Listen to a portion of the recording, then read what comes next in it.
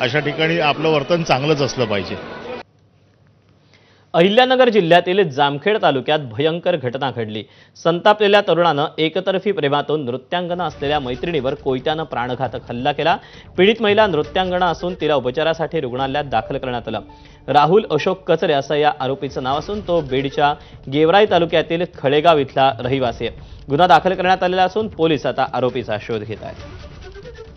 आरोपी जो आहे राहुल कचरे, तो आणि यामधली जी महिला आहे, ते दोघांचे मैत्रीपूर्ण संबंध होते आणि काही दिवस म्हणजे सोबत पण राहत होते. आणि पाठीमागं पण त्यांचे काही वाद झालेले होते, पोलीस स्टेशनला तक्रार आलेली होती. त्या दिवशी रात्री दोघांच्या वादातून म्हणजे एक आरोपी जो आहे, तर त्यानं या महिलेला मारहाण केली आणि डोक्यावरती जखम झालेली आहे. तर त्यावरून जामखेड पोलीस ठाण्यामध्ये त्याच्या विरोधामध्ये अटेम्प्ट टू मर्डरचा गुन्हा नोंद झालेला आहे आणि पुढील तपास जामखेड पोलीस करत आहेत.